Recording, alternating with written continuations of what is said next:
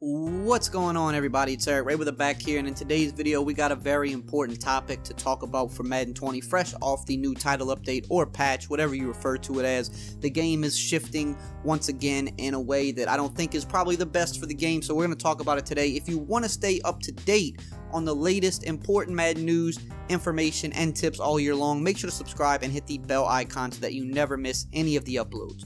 So, go back to the beginning of the year, like I say every year. Don't patch the game too much. Don't overly patch the game. I'm a fan of kind of just getting the game, kind of just work with what we have. I think that's the best for games, for most sports games, not just Madden. I feel the same when I play 2K. I think sometimes they overly patch the game as well. You only should patch things that are completely game breaking, in my opinion. Just flat out glitches, things that are literally breaking the game, like the QB sack glitch, which it appears that they finally got all of those under wraps and fixed. That was good. That was completely game breaking. The kick meter that disappears in the fourth quarter, I think, to my knowledge, that still isn't completely fixed. Let me know below. Things like that you have to patch. Desync issues, pause glitches, things like that. The pump fake glitch that they just recently patched, things like that, that's fine.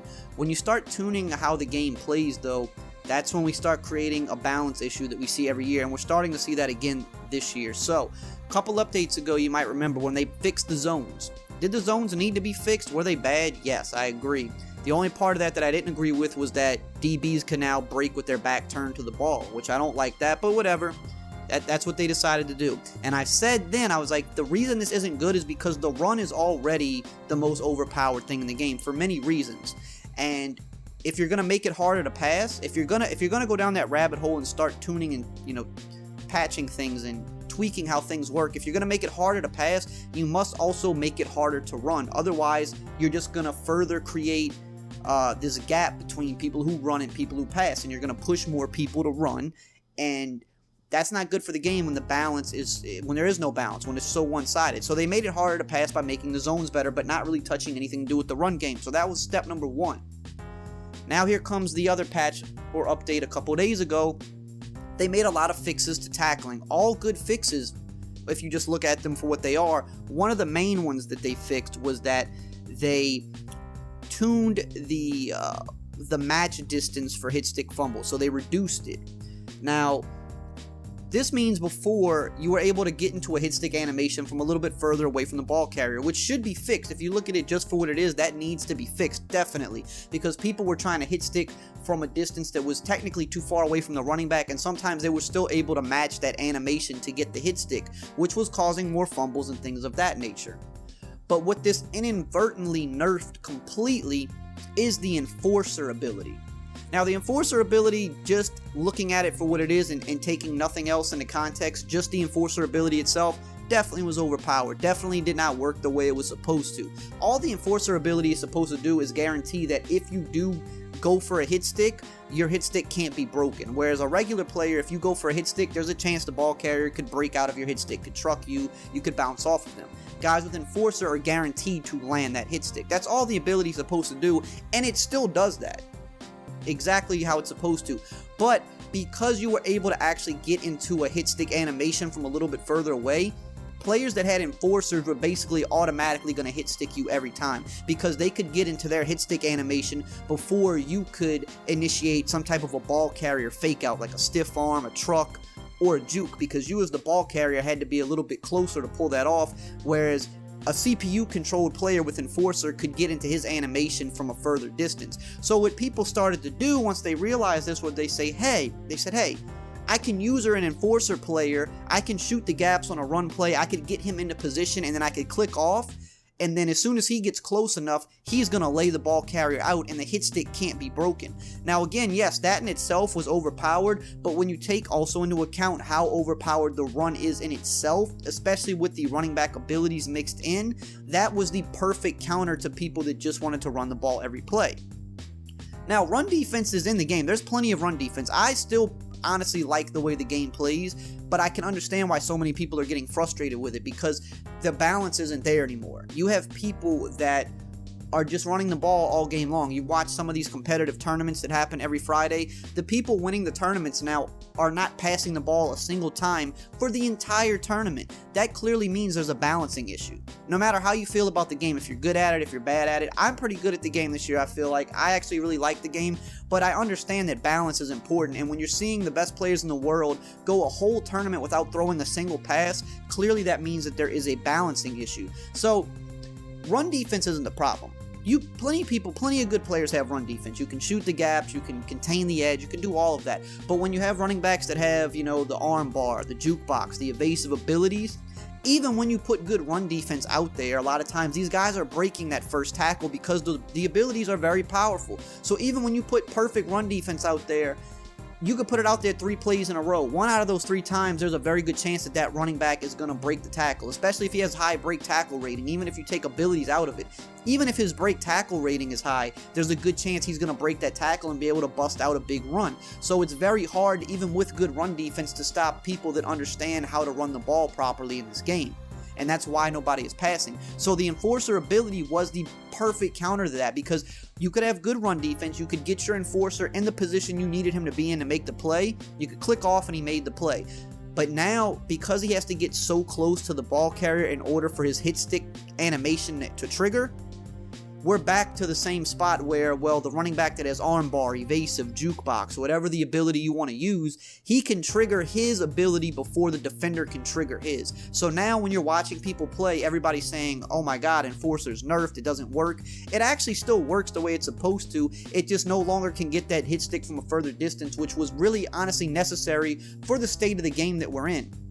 Because when you look at the run game, like I said, it doesn't matter how good of a run defense you have. There's numerous problems with the run game, right? The pursuit angles are very bad this year. That's one of the main reasons the run is so good. The cover ball mechanic prevents you from fumbling. You're really going to rarely fumble if you're covering the ball, which is good, but the problem with this is that you can hold the cover ball button and still run at pretty much top speed and cut and have agility at top speed, which should not be the case. If you're having both arms hugged around a football, you're not going to run as fast as you could. You're not going to make cuts on a dime like you could. That you're sacrificing agility and speed to ensure the safety of the ball. But in Madden right now, for some reason, I'm not sure why this is a thing. I would assume that they're going to at least fix this eventually.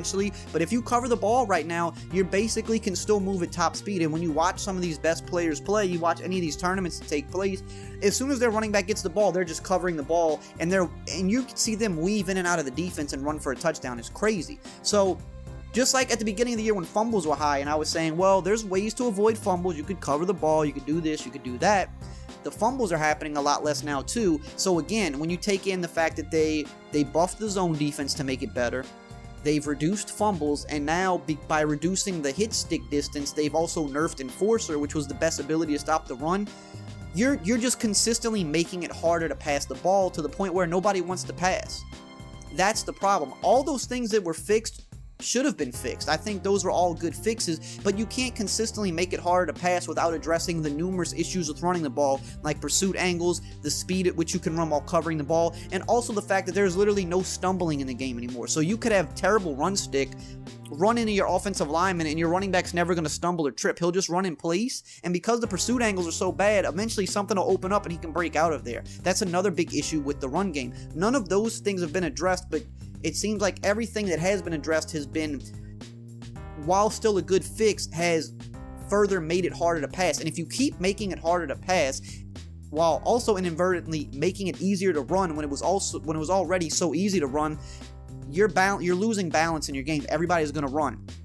It was like the same thing last year with NBA 2K for a while. The stretch big build was so dominant. If you play 2K, you know about this. You really couldn't contest their shots. They were just automatic out there, to the point where everybody was just making a stretch big. You have point guard, shooting guard, small forwards, you have centers, and you have all different types of ways you could build these guys. Everybody was making a stretch big. Clearly, if everybody's making the same type of build, there's a balance issue. Same thing with Madden. If people are running the ball 90 to 95% of the time, if the tournaments are being won by people that don't pass the ball at all, clearly there's a balance issue. So you can't keep making it harder to pass while not addressing any of these issues with the run game. Now, at least make it a little harder to run. And don't get me wrong, there's still some things with the pass that could be nerfed. I think Escape Artist is very OP for quarterbacks. Some of the route abilities in the game, like streak specials and things like that, are pretty overpowered. The thing is, you don't hear about them as much because people are just opting to run the ball. So even if you are going to make it harder to run the ball, you should still look at some of those things